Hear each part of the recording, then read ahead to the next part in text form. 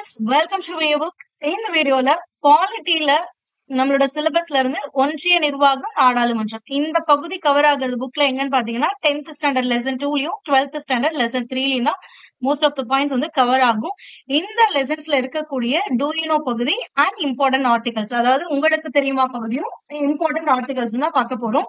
இந்த வீடியோல உங்களுக்கு கொடுத்திருக்க உங்களுக்கு தெரியுமா பகுதியும் இந்த இம்பார்ட்டன்ட் ஆர்டிகல்ஸும் உங்களுக்கு ப்ரீவியஸ் இயர்ஸ்ல ரிப்பீட்டடா கேட்ட கொஸ்டின்ஸ். இதை நீங்க வந்து ஆல்ரெடி பிஒய்க்யூ சீரியஸ் பார்த்திருந்தீங்கன்னா உங்களுக்கு தெரிஞ்சிருக்கும். Polity PYQ series topic wise நம்ம போட்டிருக்கோம். இன்கேஸ் நீங்க பார்க்கல அப்படின்னா நீங்க நம்மளோட சேனலோட பிளேலிஸ்ட்ல பாலிட்டி அப்படின்னு இருக்கும் பாருங்க, அந்த பிளேலிஸ்ட்ல உங்களுக்கு இந்த பிஒய்க்யூ சீரியஸ் இருக்கு. இதுல இண்டிவிஜுவலா ஒன்றிய நிர்வாகம் பத்திய கேள்விகள், நாடாளுமன்றம் பத்திய கேள்விகள், இந்த மாதிரி செப்பரேட்டா உங்களுக்கு கொடுத்துருப்போம். அதை நீங்க பாத்தீங்கன்னா இங்க இருக்கக்கூடிய எல்லா பாயிண்ட்ஸுமே ப்ரீவியஸ் இயர்ல கவர் ஆயிருக்கும். சோ அதனால நீங்க இதுல இருந்து என்ன தெரிஞ்சுக்கணும்னா, டூ யூ நோ, அதாவது உங்களுக்கு தெரியுமா பகுதியும் இந்த முக்கியமான ஆர்டிகல்ஸும் வந்து எக்ஸாம் பாயிண்ட் ஆஃப் வியூல ரொம்பவே இம்பார்ட்டன்டான ஒன்று. ஓகேங்களா? நீங்க இப்பதான் ஸ்டார்ட் பண்ணிருக்கீங்க, சோ நான் இன்னும் பாலிட்டி எடுக்கவே இல்லை, பாலிட்டியில ஸ்கோர் பண்ணும் அப்படின்னு நினைச்சீங்கன்னா, லாஸ்ட் மினிட் ப்ரிப்பேர் பண்ணிட்டு இருக்கீங்க அப்படின்னா கண்டிப்பா இந்த வீடியோல இருக்கக்கூடிய எல்லா பாயிண்ட்ஸுமே நீங்க பாத்துட்டாலே உங்களால 1 or 2 மார்க்ஸ் வந்து கண்டிப்பா ஸ்கோர் பண்ண முடியும். இல்ல நான் ஆல்ரெடி வந்து ரிவைஸ் பண்ணி முடிச்சிட்டேன் அப்படின்றவங்க இந்த வீடியோவை ஒரு டெஸ்ட் மாதிரி எடுத்துக்கோங்க. இதுல இருக்க எல்லா பாயிண்ட்ஸுமே உங்களுக்கு தெரிஞ்சிருக்கா அப்படிங்கறத பாருங்க. And one more thing, out of சோர்ஸ்ல இருந்து ஒரு சில பாயிண்ட்ஸ் எல்லாமே உங்களுக்கு நான் இன்க்ளூட் பண்ணிருக்கேன். ஏன்னா ப்ரீவியஸ் இயர் கொஸ்டின்ஸை பேஸ் பண்ணி ஒரு சில பாயிண்ட்ஸ் வந்து அவுட் ஆஃப் சோர்ஸ்ல கேட்டிருக்காங்க, அது எல்லாத்தையும் இன்க்ளூட் பண்ணிருக்கேன். அதையும் நீங்க தெரிஞ்சுக்கோங்க. ஓகேங்களா? So last minute preparation time waste பண்ண வேணாம், டைரக்டா நம்ம வீடியோக்குள்ள போயிடலாம். நம்மளோட ஃபர்ஸ்ட் பாத்தீங்க அப்படின்னா இந்திய நாட்டின் உயர்ந்த அரசாங்க அமைப்பு அப்படிங்கிறது நம்மளோட நடுவண் அரசு தான் வந்து உயர்ந்த அரசாங்க அமைப்பு. இதோட தலைமையகம் எங்க இருக்கு அப்படின்னா புதுடெல்லியில இருக்கு. சோ இந்திய அரசியலமைப்பு பகுதி 5ல 52ல இருந்து, அதாவது ஆர்டிகல் 52ல இருந்து 78 வரைக்கும் சொல்லக்கூடியதுதான் வந்து இந்த நடுவண் அரசுடைய நிர்வாகம் பத்தி சொல்லக்கூடிய ஆர்டிகல்ஸ். ஓகேங்களா? சோ பார்ட் 5 52 78 ஆர்டிகல் வந்து எதை பத்தி சொல்லுது அப்படின்னா நடுவண அரசின் நிர்வாகத்தை பற்றி குறிப்பிடக்கூடியது. ஓகேங்களா? So next article 58. இந்த ஆர்டிகல் ரொம்பவே இம்பார்ட்டன்டான ஒண்ணு. இதுல எதை பத்தி சொல்லிருப்பாங்க அப்படின்னா குடியரசுத் தலைவருடைய தகுதி மற்றும் தேர்தல், அதாவது ஒரு குடியரசுத் தலைவரா ஒருத்தர் தேர்ந்தெடுக்கப்படணும் அப்படின்னா அதுக்கு என்னென்ன தகுதிகள்லாம் இருக்கணும், எந்த தேர்தல் முறையை வந்து பின்பற்றுவாங்க அவரை செலக்ட் பண்ண அப்படிங்கறது தான் வந்து சொல்லிருக்கிறது இந்த ஆர்டிகல் 58. ஓகேங்களா? சோ என்னென்ன தகுதி இருக்கணும் அப்படின்னா அந்த பர்சன் ஒரு இந்திய குடிமகனா இருக்கணும், 35 வயது நிரம்பியவரா இருக்கணும், மக்களவையில உறுப்பினர் ஆவதற்கான தகுதி இருக்கணும். ஏன்னா நாடாளுமன்றம் பொறுத்த வரைக்கும் உங்களுக்கு 2 அவை இருக்கும். என்னென்ன அவை? நாடாளுமன்றத்துல என்னென்னவே இருக்கும்? லோக்சபா, அதாவது மக்களவைன்னு ஒண்ணு இருக்கும். அடுத்தது ராஜ்யசபா, ராஜ்யசபானா மாநிலங்களவை. சோ இந்த மக்களவையில ஒருத்தர் வந்து உறுப்பினர் ஆகணும் அப்படின்னா என்னென்ன தகுதிகள்லாம் இருக்கணுமோ அதோட அத்தனை தகுதிகளும் இந்த குடியரசுத் தலைவருக்கு இருக்கணும். அதே மாதிரி ஒன் மோர் இம்பார்ட்டன்ட் பாயிண்ட் என்ன அப்படின்னா எந்த ஒரு லாபகரமான ஊதியம் பெறக்கூடிய பதவியிலுமே இவர் இருக்கக்கூடாது, அதாவது ஒரு அரசு பதவியில இருக்கக்கூடாது அப்படிங்கிறதுமே இம்பார்ட்டன்டான ஒண்ணு. ஓகேங்களா? சோ நெக்ஸ்ட் பாத்தீங்க அப்படின்னா உங்களுக்கு தெரியுமா பகுதி, இதுல என்ன கொடுத்திருக்காங்கன்னா புதுடெல்லியில் உள்ள ராஷ்டிரபதி பவன் குடியரசுத் தலைவரின் இல்லம். அப்ப குடியரசுத் தலைவரோட இல்லம் புதுடெல்லியில் இருக்கிறது என்னன்னு கேட்கலாம், ராஷ்டிரபதி பவன். இது ரொம்பவே இம்பார்ட்டன்ட். ஏன்னா இதே நேம்ல இன்னொன்னு இருக்கும், ஆனா இது ராஷ்டிரபதி பவன், அது வந்து ராஷ்டிரபதி நிலையம் அப்படின்னு இருக்கும். பிளேசஸ் வெவ்வேறு. சோ அதனால நீங்க கண்டிப்பா இதை வந்து ஞாபகம் வச்சுக்கணும். ஓகேங்களா? அவருடைய இல்லம் மற்றும் அலுவலகம் இரண்டும் ஒரே கட்டிடத்தில் அமைஞ்சிருக்கும். இதையே நீங்க தெரிஞ்சுக்கணும் அப்படின்னா ஒரு கூற்று கொஸ்டின்ல கேட்கலாம். இந்த மாதிரி கொடுத்துட்டு குடியரசுத் தலைவரின் இல்லம் மற்றும் அலுவலகம் ஒரே கட்டடத்தில் அமைந்திருக்கும், சரியா தவறா அப்படின்னு கேட்கலாம். சோ சரி அப்படிங்கன்னு உங்களுக்கு தெரிஞ்சிருக்கணும். அதுக்கு அடுத்தது இவருக்கு இங்க டெல்லியில இருக்கக்கூடிய இல்லம் இல்லாம இன்னும் 2 இடங்கள்ல அவருக்கு வந்து அலுவலகத்திறன் கூடிய இல்லம் வந்து இருக்கு. எங்க அப்படின்னு பாத்தீங்கன்னா ஒண்ணு சிம்லால இருக்கு, இன்னொன்னு ஹைதராபாத்ல இருக்கு. சிம்லால இருக்கக்கூடிய இல்லம் அண்ட் அலுவலகத்துக்கான பேர் என்னன்னா ரீட்ரீட் கட்டிடம் அப்படின்னு சொல்லுவாங்க. அண்ட் ஹைதராபாத்ல இருக்கிறது தான் இந்த ராஷ்டிரபதி நிலையம். ஓகேங்களா? சோ இதையும் நீங்க மறக்காம தெரிஞ்சு வச்சுக்கோங்க. சோ அப்ப ராஷ்டிரபதி பவன்ங்கிறது புதுடெல்லியில இருக்கிறது, ரீட்ரீட் கட்டிடம் சிம்லால இருக்கிறது, ஹைதராபாத்ல இருக்கிறது ராஷ்டிரபதி நிலையம். சோ அவர் யூஸ்வலா எங்க இருப்பாருன்னா டெல்லியில இருப்பாரு. அண்ட் வருடத்துக்கு ஒரு முறை வந்து எங்க சென்று வருவார்னா இந்த சிம்லாக்கும் அண்ட் இந்த ஹைதராபாத்க்கும் சென்று வருவார். ஓகேங்களா? இதுல இன்னொரு விஷயம் என்ன அப்படின்னு பாத்தீங்கன்னா இது ஆல்ரெடி உங்களுக்கு கேட்டிருக்காங்க, ஒன்று வந்து வடக்கிலும் மற்றொன்று தெற்கிலும் அமைஞ்சிருக்கு. சோ அப்ப இது எதை குறிக்குது அப்படின்னு பாத்தீங்கன்னா நாட்டின் ஒற்றுமை மற்றும் மக்களின் பல்வேறுபட்ட கலாச்சார ஒற்றுமையையும் பறைசாற்றுகிறது அப்படின்றாங்க. சோ ஒண்ணு வடக்குல இருக்கு, இன்னொன்னு வந்து தெற்குல இருக்கு. வடக்கு பகுதியில இருக்கவங்க எல்லாம் ஒரு விதமான கலாச்சாரத்தை பின்பற்றுவாங்க. அண்ட் தெற்கு பகுதியில இருக்க நம்ம எல்லாம் ஒரு விதமான கலாச்சாரத்தை பின்பற்றுவோம். அப்ப அங்கேயும் அவருக்கு ஒரு இல்லமும் ஒரு அலுவலகமும் இருக்கு, இங்கேயும் இருக்கு அப்படின்னா எல்லாருக்கும் பொதுவான ஒரு விஷயத்த ஒற்றுமையை வந்து இந்த இதுல பறைசாற்றுறாங்க. ஓகேங்களா? அடுத்து பாத்தீங்க அப்படின்னா இது வந்து 12th ஸ்டாண்டர்ட்ல உங்களுக்கு உண்மை அப்படிங்கிற ஒரு பகுதியில கொடுத்திருக்காங்க. இது என்னன்னா பாத்தீங்கன்னா 18 இந்திய அரசியலமைப்பு பாகம் 18ல் இந்திய குடியரசுத் தலைவருக்கான நெருக்கடி கால அதிகாரங்கள் குறிப்பிடுகின்றன. நெருக்கடி கால அதிகாரங்கள் அப்படின்னா உங்களுக்கு தெரியும் 352, 356 அண்ட் 360. இந்த 3 நெருக்கடி விதி ஆர்டிகல்ஸ் இருக்கும். இந்த 3 ஆர்டிகல் படிதான் இந்த நெருக்கடி கால அதிகாரம் வந்து குடியரசுத் தலைவருக்கு இருக்கு அப்படிங்கறது உங்களுக்கு தெரியும். சோ இத பத்தி நம்ம டீடைல்டா பின்னாடி பார்க்கலாம். நெக்ஸ்ட் பாத்தீங்க அப்படின்னா இந்திய அரசியலமைப்பு 52வது பிரிவு இந்தியாவிற்கு ஒரு குடியரசுத் தலைவர் இருக்க வேண்டும் என்கின்றது. அதாவது இந்தியாவுக்குன்னு ஒரு குடியரசுத் தலைவர் கண்டிப்பா இருக்கணும் அப்படின்னு சொல்லக்கூடிய ஆர்டிகல் என்னன்னு பாத்தீங்கன்னா ஆர்டிகல் 52. நோட் பண்ணிக்கோங்க. அண்ட் ஆல்ரெடி தெரியும் அப்படின்னா தெரியுதா அப்படிங்கறத செக் பண்ணிக்கோங்க. அடுத்தது உறுப்புரிமையின் 53வது உறுப்பு, அதாவது அரசியலமைப்புடைய 53வது ஆர்டிகல் வந்து என்ன சொல்லுதுன்னா இந்திய ஒன்றியத்தின் ஆட்சி அதிகாரத்தை அவருக்கு அளிப்பதுடன் அவற்றை நேரடியாகவோ மறைமுகமாகவோ செயல்படுத்த வழிவகை செய்கிறது. அதாவது 53வது ஆர்டிகல் வந்து குடியரசுத் தலைவருக்கு தான் இந்த இந்திய ஒன்றியத்துடைய ஆட்சி அதிகாரத்தை கொடுக்குது. அது கொடுக்கும் பொழுது அவரு வந்து அந்த ஆட்சியை வந்து நேரடியாகவும் செய்யலாம், மறைமுகமாகவும் எப்படியெல்லாம் செய்யலாம் அப்படிங்கறத பத்தி சொல்லக்கூடியது அந்த ஆர்டிகல் 53. ஓகேங்களா? Next article 77. இது ரொம்பவே இம்பார்ட்டன்டான ஒண்ணு, எக்ஸிகியூட்டிவ் பவரை பத்தி சொல்லக்கூடியது. அதாவது அரசியலமைப்பு சட்டப்பிரிவு 77 படிதான் நடுவண அரசுடைய ஒவ்வொரு நிர்வாக நடவடிக்கையுமே குடியரசுத் தலைவர் பெயர்லயே மேற்கொள்ளணும் அப்படின்னு குறிப்பிட்டிருப்பாங்க. ஓகேங்களா? இதே மாதிரி மாநில அரசுக்குமே இருக்கு. மாநில அரசை பொறுத்த வரைக்கும் யார் தலைவர் அப்படின்னு பாத்தீங்கன்னா ஆளுநர். அப்ப ஒவ்வொரு நிர்வாக நடவடிக்கையுமே ஆளுநர் பெயர்ல தான் நடக்கணும் அப்படிங்கறதுக்குமே ஒரு ஆர்டிகல் இருக்கு. அதையுமே நம்ம வந்து மாநில அரசுல பாக்கலாம். ஓகேங்களா? சோ நெக்ஸ்ட் பாத்தீங்க அப்படின்னா குடியரசுத் தலைவருக்கு இருக்கக்கூடிய நீதி அதிகாரங்களை பத்தி சொல்லக்கூடியது. நீதி அதிகாரம் அப்படிங்கறது ஆர்டிகல் 72. இந்த ஆர்டிகல் 72 உங்களுக்கு ரிப்பீட்டடா கேட்டுட்டே இருக்காங்க. 72 படி என்னன்னா ஒருத்தர் நீதிமன்றத்தால தண்டனை பெற்றவர், அதாவது ஒரு குற்றவாளி அப்படின்னு அறிவிக்கப்பட்டு தண்டனை பெற்றவரை ஒருத்தருடைய தண்டனைய இந்த குடியரசுத் தலைவரால குறைக்கவும் முடியும், ஒத்திவைக்கவும் முடியும், தண்டனையில இருந்து விடுவிக்கவும் முடியும், மன்னிப்பு வழங்கவும் முடியும். இந்த அதிகாரம் வந்து குடியரசுத் தலைவருக்கு இருக்கு. இந்த அதிகாரத்தை எந்த ஆர்டிகல் இவருக்கு கொடுக்குது அப்படின்னா 72 தான் கொடுக்குது. நெக்ஸ்ட் குடியரசுத் தலைவருக்குன்னு ராணுவ அதிகாரங்கள் இருக்கு. அதை பத்தி சொல்லக்கூடிய ஆர்டிகல் பாத்தீங்கன்னா இந்த 53(2). நம்ம ஆல்ரெடி 53 பார்த்தோம். இது வந்து 53(2). ஓகேங்களா? 53ங்கிறது எதுக்கு பார்த்தோம்? இந்தியாவுடைய ஒன்றிய ஆட்சியத்தை வந்து யாருக்கிட்டதான் கொடுத்திருக்காங்க? குடியரசுத் தலைவர்கிட்ட தான் கொடுத்திருக்காங்க. அவர் நேரடியாவோ அல்லது மறைமுகமாகவோ என்ன பண்ண முடியும்? ஆட்சிய எப்படி எல்லாம் நடத்த முடியும். அந்த 53லயே உள்ளுறுப்பு 2 அப்படிங்கிறது 53(2) எதை பத்தி சொல்லுதுன்னா ராணுவ அதிகாரங்கள் பத்தி சொல்லக்கூடியது. சோ நடுவண் அரசின் பாதுகாப்பு படையின் தலைமை தளபதி என்ற அதிகாரத்தை சட்ட பிரிவு 53(2) குடியரசுத் தலைவருக்கு வழங்கியுள்ளது. ஓகேங்களா? அப்ப நம்ம நாட்டோட முப்படைகளோட தளபதி அப்படின்னு பாத்தீங்கன்னா இந்த குடியரசுத் தலைவர், இவர் தான் வந்து தலைமை தளபதி. ஓகேங்களா? சோ இவர் தான் வந்து சட்டப்படி ராணுவத்தை என்ன பண்றாரு? வழி நடத்துறாரு. அடுத்து நெருக்கடி நிலை அதிகாரங்கள். இது ஆல்ரெடி நம்ம சொன்னோம் இப்பதான். சோ 358, 356, 360. 352 அப்படிங்கிறது என்ன அப்படின்னு பாத்தீங்கன்னா மத்திய அளவுல, அதாவது ஓவராலா இது பண்ற நெருக்கடி நிலையை அறிவிக்கக்கூடியது. மாநில அரசை கலைக்கும் அதிகாரம் வந்து எதுல கொடுத்திருக்காங்கன்னா 356. நிதி நெருக்கடி அதிகரிக்கிறது 360. ஓகேங்களா? 350ங்கிறது தேசிய நெருக்கடி, 356ங்கிறது மாநில நெருக்கடி, 360ங்கிறது நிதி நெருக்கடி. ஓகே.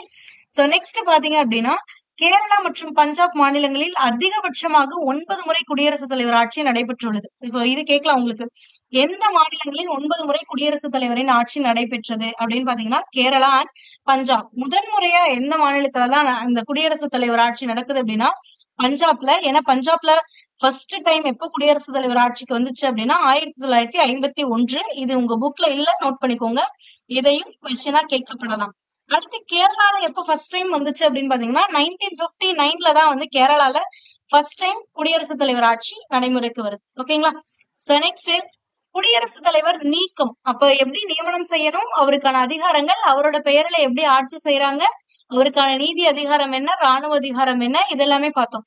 சோ இப்போ அவரை எப்படி நீக்குவாங்க அப்படின்னு பாத்தீங்கன்னா, உங்களோட புக்ல என்ன கொடுத்திருப்பாங்கன்னா, குடியரசுத் தலைவர் வந்து தன்னுடைய பணி துறப்பு கடிதத்தின துணை குடியரசுத் தலைவர் கிட்ட கொடுக்கலாம். அப்படி கொடுத்து அவர் பதவி விலகிக்கலாம். இல்ல அப்படின்னா சட்டப்பிரிவு ஆர்டிகல் 61 படி அரசியலமைப்பை மீறிய குற்றச்சாட்டு நிரூபிக்கப்படுவதன் மூலம் பதவி நீக்கம் செய்யப்படலாம். இவர் ஏதாவது குற்றச்சாட்டு பண்ணிருக்காரு அப்படின்னா அத ஆர்டிகல் 61 படி இவர் வந்து குற்றச்சாட்டு பண்ணிருக்காரு, அரசியலமைப்பை மீறிருக்காரு அப்படின்னு சொல்லி ஒரு தீர்மானம் கொண்டு வரப்படும் பொழுது ஆர்டிகல் 61 படி இவர் வந்து பதவி நீக்கம் செய்யப்படுவார்.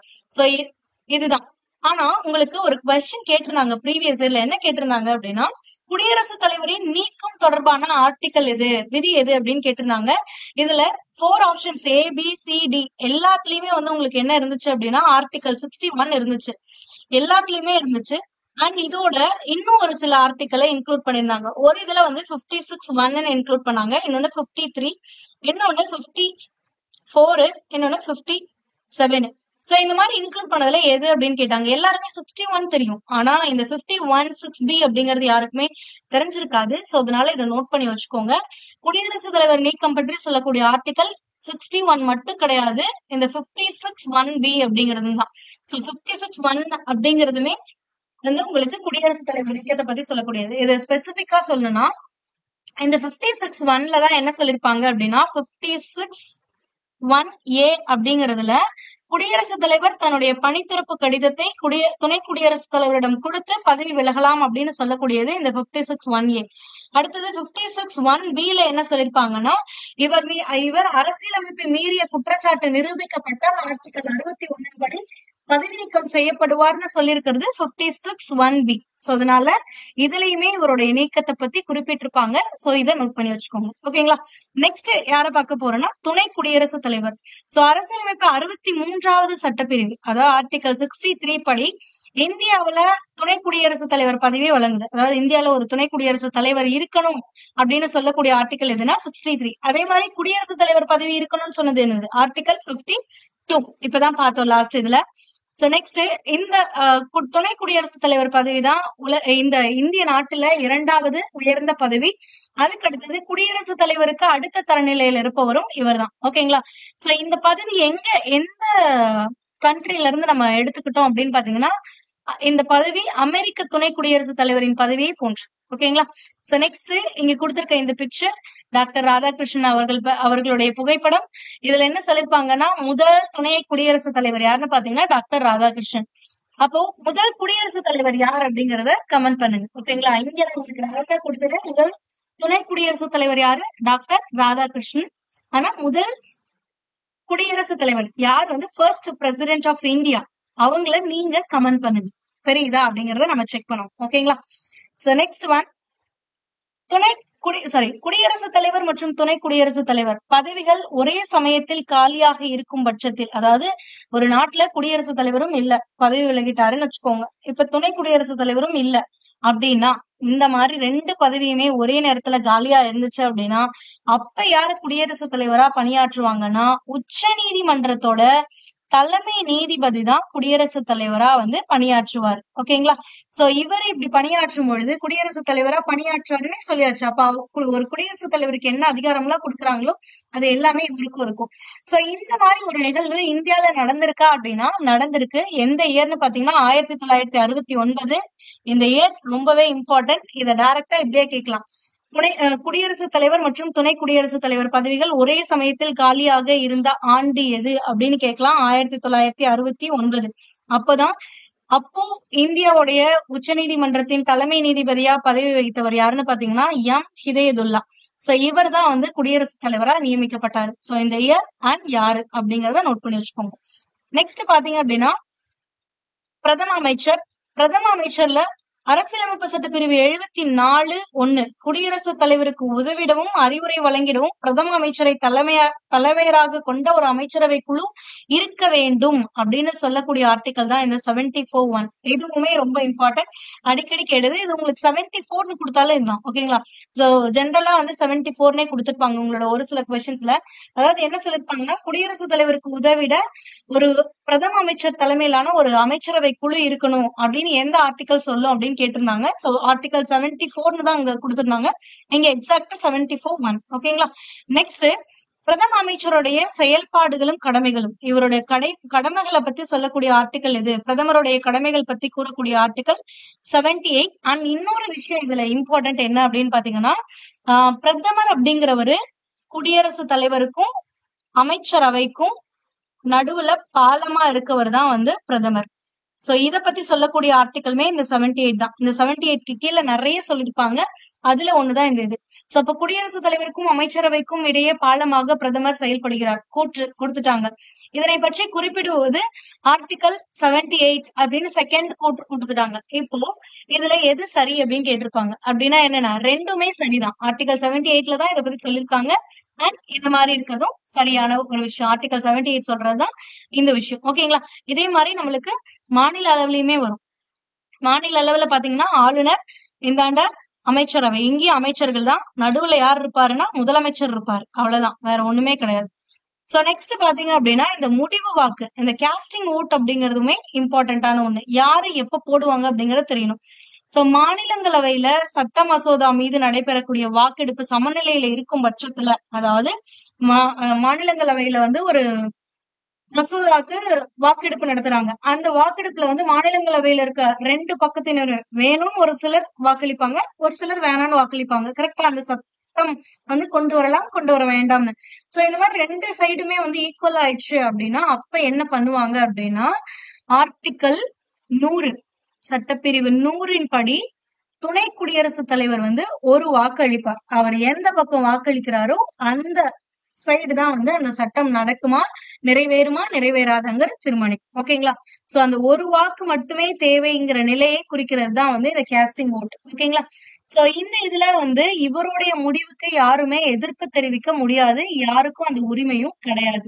சோ இதுல நீங்க இம்பார்ட்டண்டா தெரிஞ்சுக்க வேண்டியது, இது எங்க அப்படின்னா மாநிலங்களவை. ஏன்னா மக்களவையில சபாநாயகருக்கு இந்த மாதிரி ஒரு உரிமை இருக்கும். ஆனா மாநிலங்களவையுடைய தலைவர்னு பார்க்கும் பொழுது உங்களுக்கு யாரு? துணை குடியரசு தலைவர். அவர் தான் இந்த கேஸ்டிங் ஓட் பண்ணுவார். ஓகேங்களா? இதுவே உங்களுக்கு வந்து மாநில சட்டமன்றத்துல தெளிவாவே உங்களுக்கு கொடுத்திருப்பாங்க. மாநில சட்டமன்றத்திலயுமே சட்டமன்றம்னா ஒரு சட்டமன்றம் தானே இருக்கு. சோ மேலவை கீழவைன்னு இருக்கும். பட் கீழவையில வந்து ஒரு சட்டம் நிறைவேற்றாங்க அப்படின்னா அந்த இடத்துல ஓட்டு போடுறவங்கல்ல ஒருவேளை ஈக்குவல் ஆயிடுச்சு அப்படின்னா அந்த சட்டமன்றத்துடைய தலைவர் யாரு? நம்ம மாநில அளவுலன்னு பார்க்கும் பொழுது மாநிலத்துடைய கீழவையோட தலைவர் யாரு? சபாநாயகர்னு சொல்லுவோமா? அந்த சபாநாயகருக்கு இந்த கேஸ்டிங் ஓட் கொடுப்பாங்க. ஆனா ஜென்ரலா அவர் வந்து எந்த ஒரு வாக்கெடுப்புலயும் வந்து ஓட்டு போட மாட்டாரு. இந்த மாதிரி ஒரு சிச்சுவேஷன் வரும்பொழுது மட்டும்தான் இந்த சிச்சுவேஷன்ல அவர் வந்து ஓட்டு போடுவார். ஓகேங்களா? சோ அதே மாதிரிதான் இங்கேயுமே துணை குடியரசுத் தலைவருமே வந்து ஜென்ரலா வந்து எல்லா மசோதாவுக்குமே ஓட்டு போட மாட்டாரு. இந்த மாதிரி 2 பக்கமும் ஈக்குவல் ஆகுது அப்படிங்கிற பட்சத்துலதான் வந்து ஓட்டு போடுவாரு. நெக்ஸ்ட் பாத்தீங்க அப்படின்னா, நிதி மசோதா பத்தி உங்களுக்கு தெரியுமா பகுதியில கொடுத்திருக்காங்க.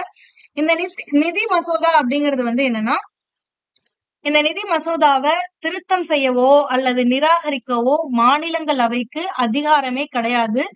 ஏன் அப்படின்னு பாத்தீங்கன்னா, மக்களவைக்கு மட்டும்தான் இந்த அதிகாரம் இருக்கும். மக்களவை அப்படிங்கிறது மக்களால் தேர்ந்தெடுக்கப்பட்ட உறுப்பினர்களை கொண்டதுதான் வந்து இந்த மக்களவை. சோ இந்த மக்களவைக்கு 2 ஸ்பெஷல் ரைட்ஸ் இருக்கும். ஒண்ணு என்னன்னா இந்த நிதி மசோதா. இந்த நிதி மசோதாவை மக்களவையில மட்டும்தான் அறிமுகப்படுத்த முடியும், வாக்கெடுக்க முடியும், இந்த நிதி மசோதாவை நிறைவேற்ற முடியும். ஓகேங்களா? மாநிலங்களவையால இது எதுவுமே பண்ண முடியாது, எந்த அதிகாரமும் கிடையாது. அப்ப இன்னொரு ரைட்ஸ் என்ன அப்படின்னு பாத்தீங்கன்னா, நம்பிக்கை இல்லா தீர்மானம். ஒரு கவர்மெண்ட் மேல எனக்கு இப்ப நடந்துட்டு இருக்க கவர்மெண்ட் வந்து சரியில்லை அப்படின்னு அந்த கட்சியில இருக்க உறுப்பினர்களோ அல்லது எதிர்கட்சியில வின் பண்ணவங்களோ சொன்னாங்க அப்படின்னா அந்த கவர்மெண்ட் வந்து களையும். சோ இந்த நம்பிக்கை இல்லா தீர்மானமும் எங்கதான் நிறைவேற்றப்படும்னா மக்களவையில. இந்த 2 விஷயமும் மக்களவையில மட்டும்தான் நடக்கும். சோ அதனால இதை நோட் பண்ணி வச்சுக்கோங்க. சோ அப்ப மாநிலங்களவைக்கு ஒரு நிதி மசோதாவை திருத்தவோ நிராகரிக்கவோ அதிகாரம் இல்லை. மக்களவை மட்டுமே நிதி மசோதாவை அறிமுகப்படுத்த முடியும். அதே மாதிரி மக்களவையில் மட்டுமே அறிமுகப்படுத்த முடியும். ஓகேங்களா? அதுக்கு அடுத்தது இந்த மசோதா வந்து மக்களவையில நிறைவேற்றப்பட்டதுக்கு அப்புறமா மாநிலங்களவைக்கு கொடுப்பாங்க. ஒப்புதல் கொடுக்கறதுக்காக வந்து கொடுப்பாங்க. கட்டாயமா அவங்க வந்து ஒப்புதல் கொடுக்கணும். அவங்களுக்கு வந்து 14 டேஸ் வந்து டைம் பீரியட். அந்த 14 டேஸ்க்குள்ள ஒப்புதல் அளிக்கல அப்படின்னா அவங்களோட ஒப்புதல் தேவையே கிடையாது. அவங்க வந்து ஒப்புதல் கொடுக்கணும் அப்படின்னு வந்த உடனே ஒப்புதல் கொடுத்து அனுப்பலாம். இல்ல ஒப்புதல் கொடுக்காம வச்சிருந்தாங்க அப்படின்னா 14 டேஸ்க்கு அப்புறம் அது அவங்களுடைய ஒப்புதல்ங்கிறது அவசியமே இல்ல. அந்த ஒப்புதல் பெறாமலேயே இந்த நிதி மசோதா என்ன ஆகும் அப்படின்னா சட்டமாயிடும். சோ இதுல இருந்து என்ன தெரியுதுன்னா மக்களவைக்கு மட்டும்தான் இதுல உரிமை இருக்கு அப்படிங்கிறது உங்களுக்கு நல்லாவே தெரியும். ஓகேங்களா? சோ நெக்ஸ்ட் வந்து என்னன்னு பாத்தீங்க அப்படின்னா மாநிலங்களவையில் சட்ட திருத்தத்திற்கான முன்மொழிவுகளை மக்களவை கருத்தில் கொள்ள வேண்டியதில்லை. அதாவது மாநிலங்களவையில வந்து இந்த நிதி மசோதா வந்து ஒரு சில விஷயங்களை வந்து நீங்க சேஞ்ச் பண்ணலாம் அப்படின்னு சொல்லலாம். மாநிலங்களவைக்கு வந்து விவாதிக்கலாம் ரைட்ஸ் இருக்கு இதுல. சோ அறிமுகப்படுத்த ரைட்ஸ் கிடையாது. ஆனா இந்த மசோதா வரும் பொழுது இதை குறித்து விவாதிக்கலாம் அவங்க. ஆனா அந்த விவாதத்துல அவங்க ஒரு சில முன்மொழிவுகள் வைக்கிறாங்க, ஒரு சில திருத்தங்கள் பண்ணுங்க அப்படின்னு சொல்றாங்கன்னா அதை மக்களவை ஏத்துக்கலாம், ஏத்துக்காமலும் போலாம். சோ அதுதான் இங்க வந்து உங்களுக்கு கொடுத்திருக்காங்க, கருத்தில் கொள்ள வேண்டியவில்லை அப்படின்னுட்டு. நெக்ஸ்ட், எந்த ஒரு முன்மொழிவுகளையும் மக்களவை நிராகரிக்கலாம். ஓகேவா? சோ இவ்வளவுதான். நெக்ஸ்ட் பாத்தீங்க அப்படின்னா மாநிலங்களவை உறுப்பினரின் பதவிக்காலம் அப்படின்னு கொடுத்திருக்காங்க. சோ நம்ம ஆல்ரெடி பார்த்தோம், பாராளுமன்றத்துல 2 அவை இருக்கும். ஒண்ணு வந்து மக்களவை, இன்னொன்னு வந்து மாநிலங்களவை. இந்த மாநிலங்களவை அப்படிங்கிறது நிரந்தரமான அவை. இந்த மக்களவை அப்படிங்கிறது கலைக்கக்கூடிய அவை, நிரந்தரமானது கிடையாது. ஓகேங்களா? இது ஒரு டெம்பரரி தான். ஏன் அப்படின்னா ஒருவேளை மக்களவையில நம்பிக்கையில்லா தீர்மானம் கொண்டு வந்தாங்கன்னா 5 ஆண்டு காலத்துக்கு முன்னாடியே கூட அந்த ஆட்சி கவிழ்க்கலாம். ஓகேங்களா? சோ இதுதான். அப்ப மாநிலங்களவை ஒரு நிரந்தர அவை, இதனை கலைக்க முடியாது. பதவிக்காலம் என்னன்னு பாத்தீங்கன்னா 6 ஆண்டுகள். இந்த அவையுடைய பதவிக்காலம் 6 ஆண்டுகள். ஆனா இந்த அவையில 1/3 வந்து உறுப்பினர்கள்ல 1/3 வந்து 2 வருஷத்துக்கு ஒரு வாட்டி ஓய்வு பெறுவாங்க. அப்போ ஒவ்வொரு 2 வருஷத்துக்கு ஒருத்தர் வெளில போகும்பொழுது இன்னொரு அந்த பொசிஷன் காலி ஆகல, அத புதிய உறுப்பினர்களால நிரப்பப்படும். இதுல வந்து உங்களுக்கு முக்கியமானது என்னன்னா இந்த தமிழ்நாட்டுல இருந்து எத்தனை பேர் போறாங்க அப்படிங்கறதுதான். தமிழ்நாட்டுல இருந்து நாடாளுமன்றத்திற்கு தேர்ந்தெடுக்கப்படக்கூடிய உறுப்பினர்கள் அப்படின்னு பாத்தீங்கன்னா மக்களவையில 39 பேரு. இந்த 39 பேரை மக்களாகிய நாம் ஓட்டு போட்டு அனுப்புறோம். ஓகேங்களா? ஆனா இந்த 18 பேர் இருக்காங்கல்ல, மாநிலங்களவையில் 18 உறுப்பினர்கள் கொடுத்திருக்கோம்ல, இது தமிழகத்திலிருந்து மாநில பிரதிநிதிகளா ஒரு 18 பேர் போவாங்க. இவங்களை நம்ம தேர்ந்தெடுக்க மாட்டோம். So keep in mind. So இவங்களை நம்ம தேர்ந்தெடுக்க மாட்டோம். இவங்களை வந்து நம்மளுடைய மாநிலங்கள்ல இருக்கக்கூடிய எம்எல்ஏஸ் இவங்கெல்லாம் சேர்ந்து அனுப்பிச்சு வைப்பாங்க. அதாவது எம்எல்ஏஸ், ஒவ்வொரு மாநிலத்துல இருக்கக்கூடிய எம்எல்ஏஸ், மக்களவையில இருக்கக்கூடிய எம்பிஸ், சோ இவங்க எல்லாரும் சேர்ந்துதான் வந்து இவங்களை தேர்ந்தெடுப்பாங்க. ஓகேங்களா? நெக்ஸ்ட் பாத்தீங்க அப்படின்னா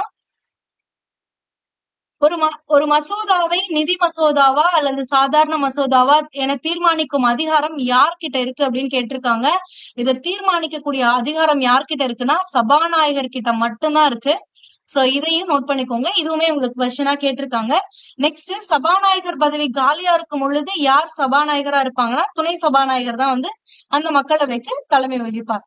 சோ ரெண்டுமே இம்பார்ட்டன்ட். இது வந்து not only in parliament, state லெஜிஸ்லர்லயும் இதேதான். அதாவது ஒரு மசோதா வந்து நிதி மசோதாவா இல்ல சாதாரண மசோதாவான்னு யார் தீர்மானிப்பாங்கன்னா பாராளுமன்றத்தை பொறுத்த வரைக்கும் மக்களவையில உடைய தலைவர் அப்படின்னு சொல்லக்கூடிய சபாநாயகர், அண்ட் நம்ம மாநிலத்தை பொறுத்த வரைக்கும் சட்டமன்றத்துடைய தலைவர் அப்படின்னு பாத்தீங்கன்னா சபாநாயகர் தான். அவர் தான் வந்து இதை தீர்மானிப்பாரு. ஓகேங்களா?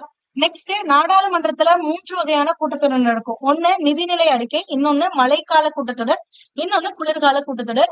இது ரிலேட்டடா 2 கொஸ்டின் இது வரைக்கும் ப்ரீவியஸ் இயர்ஸ்ல கேட்டிருக்காங்க. அதாவது நான் சொல்றது 2018ல இருந்து. ஓகேங்களா? சோ 18க்கு அப்புறம் வந்து 2 டைம்ஸ் இந்த மாதிரி கொஸ்டின்ஸ் கேட்டிருக்காங்க.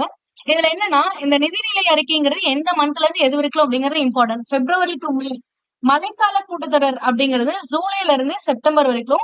ஆனா இது மொத்தமே 3 கூட்டத்தொடர் தான் நடக்கும். இந்த மழைக்கால கூட்டத்தொடருக்கு இன்னொரு பேர் என்ன அப்படின்னு பாத்தீங்கன்னா மான்சூன் செஷன் அப்படின்னு சொல்லுவாங்க. அதாவது பருவகால கூட்டத்தொடர்னு சொல்லுவாங்க. மழைக்கால கூட்டத்தொடர், பருவகால கூட்டத்தொடர் ரெண்டுமே ஒண்ணுதான். ஓகேங்களா? சோ இது எந்த பீரியட்ல நடக்கும் அப்படின்னா ஜூலைல இருந்து செப்டம்பர் வரைக்கும். அடுத்து குளிர்கால கூட்டத்தொடர். குளிர்கால கூட்டத்தொடர் அப்படிங்கிறது நவம்பர்ல இருந்து டிசம்பர் வரைக்கும் நடக்கும். ஓகேங்களா? சோ நெக்ஸ்ட் பாத்தீங்க அப்படின்னா இங்க ஒரு மேற்கோள், இது வந்து யார் சொல்லிருக்காங்க அப்படின்னு கேட்பாங்க. பிரதமர் என்பவர் சமமானவர்களில் அமைச்சர்களில் முதன்மையானவர். அதாவது பிரதமர் அப்படிங்கிறவர் வந்து என்னன்னா அமைச்சர்கள்ல முதன்மையானவர். அமைச்சர்கள் அப்படின்னு பாத்தீங்கன்னா ஒரு கட்சி பெரும்பான்மை பெறுதுன்னா அந்த கட்சியுடைய தலைவர், அந்த கட்சியில ஒரு அமைச்சர் வந்து அந்த கட்சியோட தலைவரா இருப்பார். சோ அதுதான் இங்க கொடுத்திருக்காங்க. அத்துடன் கேபினெட், அதாவது அமைச்சரவை குழு அமைப்பின் அடிப்படை தூணாகவும் உள்ளார். அப்பதவியின் பொறுப்பும் அப்பதவி இருக்கும் வரையிலும் ஒப்பிட முடியாத ஒன்றாகவும் தனி சிறப்புமிக்க அதிகார மையமாகவும் விளங்குகிறது அப்படின்னு கொடுத்திருக்காங்க. அப்போ பிரதமர் தான் வந்து இந்த தனி சிறப்பு மிக்க அதிகார மையமா விளங்குறாரு அப்படின்னு சொன்னவர் யார் அப்படின்னு பாத்தீங்கன்னா மார்லி பிரபு அப்படிங்கிறவர் தான் சொல்லியிருப்பாரு. ஓகேங்களா? சோ நெக்ஸ்ட் ஒன், புதுடில்லியில் அமைந்துள்ள இந்திய உச்சநீதிமன்றம் 1950 ஜனவரி 28ஆம் நாள் துவங்கப்பட்டது. சோ கேட்கலாம், புதுடில்லியில் அமைஞ்சிருக்கக்கூடிய உச்சநீதிமன்றம் என்று துவங்கப்பட்டது அப்படின்னு. ஒண்ணும் இல்ல, இப்படி ஞாபகம் வச்சுக்கோங்க, குடியரசு தின விழாக்கு 2 நாளுக்கு அப்புறம். ஓகேங்களா? 26 குடியரசு தின விழா அண்ட் 2 நாளுக்கு அப்புறம் 28ஆம் தேதி நம்மளுக்கு உச்சநீதிமன்றம் துவங்கப்பட்டது. ஓகேங்களா? 1950 ஜனவரி 28ஆம் நாள். அடுத்து இது எது அடிப்படையில உருவாக்கப்பட்டது அப்படின்னு பாத்தீங்கன்னா 1935 இந்திய அரசு சட்டத்தின் கீழ் நிறுவப்பட்ட கூட்டாட்சி நீதிமன்றத்தை தொடர்ந்து உருவாக்கப்பட்டது. ஓகேங்களா? சோ நெக்ஸ்ட் நம்ம பார்க்க போறது, இது வந்து பாட சுருக்கம், வேற ஒண்ணுமே கிடையாது. இந்த பாட சுருக்கம் அப்படிங்கறதுமே ரொம்ப இம்பார்ட்டன்ட். நிறைய பேர் வந்து இத ஸ்கிப் பண்ணிடுறீங்க. அதான் லெசன் முடிஞ்சிச்சே, அதுக்கப்புறம் இதுக்கு நாங்க இதை பார்க்கணும் அப்படின்ட்டு விட்டுறீங்க. But it is also important, because ஒரு சில பாயிண்ட்ஸ் இங்க மட்டுமே கொடுத்திருக்காங்க ஒரு சில புக்ஸ்ல. சோ அதனால இதையும் பாத்துக்கோங்க. இங்க இருக்க எல்லா பாயிண்ட்ஸுமே ப்ரீவியஸ் இயர் கொஸ்டின்ஸ். அதனாலதான் உங்களுக்கு நான் இந்த பாட சுருக்கத்தையுமே உள்ள கொண்டு வந்தேன். சோ இந்த நடுவண அரசு அப்படிங்கிறது 3 அங்கங்களை கொண்டது. ஒண்ணு என்னன்னா நிர்வாகம், சட்டமன்றம், நீதித்துறை. குடியரசுத் தலைவர் பிரதம அமைச்சர் மற்றும் இதர அமைச்சர்களை நியமிக்கிறார். இது அடிக்கடி கூற்றுல கேட்கக்கூடிய ஒரு இம்பார்ட்டன்டான பாயிண்ட். அடுத்தது, இந்திய நாடாளுமன்றம் 3 பகுதிகளை கொண்டுள்ளது. இந்தியாவுல நாடாளுமன்றம், இந்த சட்டமன்றம்ங்கிறவல்ல, நிர்வாகம், சட்டமன்றம், நீதித்துறைன்னு இருக்கா, இதுல இந்த சட்டமன்றம்ங்கிறதா இந்த நாடாளுமன்றம் இந்திய அளவுல பார்க்கும்போது. இந்த நாடாளுமன்றத்துல குடியரசுத் தலைவர், மாநிலங்களவை, மக்களவை. ஆனா இது யாருமே 2 பகுதியும் போட்டுறாதீங்க. நாடாளுமன்றம்னு பார்த்தோம்னா மக்களவை, மாநிலங்களவை 2 பகுதி இருக்கு அப்படின்னு கேட்டகரைஸ் பண்ணிடாதீங்க. நாடாளுமன்றம் 3 பகுதிகளை கொண்டது. இதுல என்னன்னா, ஒண்ணு குடியரசுத் தலைவர், அதுக்கப்புறம் தான் மாநிலங்களவை, அதுக்கப்புறம் தான் மக்களவை. சோ இத பத்தி உங்களுக்கு எப்படி கொஸ்டின் கேட்டிருந்தாங்க அப்படின்னு பாத்தீங்கன்னா, நாடாளுமன்றத்தின் ஒரு பகுதி குடியரசுத் தலைவர் ஆவார் அப்படின்னு கொடுத்திருந்தாங்க. சோ நிறைய பேர் என்ன பண்ணுவாங்க, நாடாளுமன்றத்துக்கு இவருக்கு என்ன சம்பந்தம் இருக்கு, மக்களவை மாநிலங்களவையில இருக்கக்கூடிய உறுப்பினர்கள் தான் நாடாளுமன்றத்துல இருப்பாங்க, இவர் வந்து இந்தியாவுடைய முதல் குடிமகன், இந்தியாவுடைய குடியரசுத் தலைவர், அவ்வளவுதானே அப்படின்னு யோசிப்பீங்க. கிடையாது. சோ இவரும் இந்த நாடாளுமன்றத்துடைய ஒரு பகுதியை, ஒரு அங்கம் ஆவார். ஓகேங்களா? சோ இந்த வேர்டை யூஸ் பண்ணிருந்தாங்க. குடியரசுத் தலைவர் நாடாளுமன்றத்தின் அங்கம் ஆவார். கூற்று கொடுத்துட்டாங்க. இது சரியா தவறா அப்படின்ற மாதிரி கேட்டிருந்தாங்க. சோ அதனால இதையும் நோட் பண்ணிக்கோங்க. அதுக்கு அடுத்தது, இந்திய அரசின் தலைமை வழக்குரைஞர் நாட்டின் உயர்ந்த சட்ட அதிகாரி ஆவார். அவர் குடியரசுத் தலைவரால் நியமனம் செய்யப்படுகிறார். சோ அப்ப இந்திய அரசுடைய தலைமை வழக்குரைஞர் வந்து இந்த நாட்டு, அதாவது நம்ம நாட்டோட உயர்ந்த சட்ட அதிகாரி. அடுத்தது, இவர் யாரால் நியமிக்கப்படுறாருன்னா குடியரசுத் தலைவரால நியமிக்கப்படுறாரு. அதுக்கடுத்து இந்த கொஸ்டின், இதுவுமே உங்களுக்கு ப்ரீவியஸ் இயர்ல கேட்டிருந்தாங்க. எப்படி கேட்டிருந்தாங்கன்னா, இந்திய அரசியலமைப்பு சட்டத்தின் பாதுகாவலன் என அழைக்கப்படுவது எது அப்படின்னு கேட்டிருந்தாங்க. உச்ச நீதிமன்றம் தான் வந்து இந்திய அரசியலமைப்பு சட்டத்துடைய பாதுகாவலன் அப்படின்னு அழைக்கக்கூடியது. ஓகேங்களா? சோ நெக்ஸ்ட் ஒன் பாத்தீங்க அப்படின்னா, உச்ச நீதிமன்ற தலைமை நீதிபதியை குடியரசுத் தலைவர் நியமிக்கிறார். இதுவுமே கேட்டிருக்காங்க. ஓகேங்களா? தலைமை வழக்குரைஞர், உச்ச நீதிமன்ற தலைமை நீதிபதி, அதுக்கடுத்து மத்திய பணியாளர் தேர்வாணையம் தலைவர். சோ இந்த மாதிரி நிறைய பேர் வந்து குடியரசுத் தலைவர் நியமிப்பாங்க. அந்த லிஸ்ட் எல்லாமே பாத்துக்கோங்க. நீங்க இதுல இம்பார்ட்டன்டா என்னென்ன பார்க்கணும் இதை தாண்டி அப்படின்னு கேட்டீங்கன்னா, குடியரசுத் தலைவர், இப்போ பாராளுமன்றத்தை பொறுத்த வரைக்கும் நம்மளுக்கு யார் யாரெல்லாம் இருப்பாங்கன்னா, குடியரசுத் தலைவர் இருப்பாரு, துணை குடியரசுத் தலைவர் இருப்பாரு, அடுத்து வந்து பிரதமர் இருப்பாரு, அதுக்கடுத்து சபாநாயகர். ஓகேங்களா? சோ இவங்களுடைய நியமனம் பத்தி சொல்லக்கூடிய ஆர்டிக்கல் என்ன, நியமனம்னா அப்ப நீக்கம், அதையும் பாத்துக்கோங்க. நீக்கம் பத்தி சொல்லக்கூடிய ஆர்டிக்கல் என்ன, அண்ட் குடியரசுத் தலைவர் பெயர்ல தான் வந்து எல்லா இதுவுமே நடக்கணும் அப்படின்னு ஒரு ஆர்டிக்கல் சொல்லும். அந்த ஆர்டிக்கல் என்ன இப்பதான் பார்த்திருக்கோம். கரெக்டா பார்த்திருந்தீங்க அப்படின்னா அதை கமெண்ட் பண்ணுங்க. ஓகேங்களா? சோ அதுக்கு அடுத்தது பிரதமருடைய கடமைகள், குடியரசுத் தலைவருடைய பணிகள் பத்தி சொல்லக்கூடிய ஆர்டிக்கல், ஸ்பெஷல் ரைட்ஸ் பத்தி சொல்லக்கூடிய ஆர்டிக்கல், இது எல்லாத்தையுமே வந்து நோட் பண்ணி வச்சுக்கோங்க. அண்ட் இதுல இன்னொரு கொஸ்டின் என்ன கேட்டிருந்தாங்கன்னா, இந்த சம்பளம் தொடர்பா கேட்டிருந்தாங்க.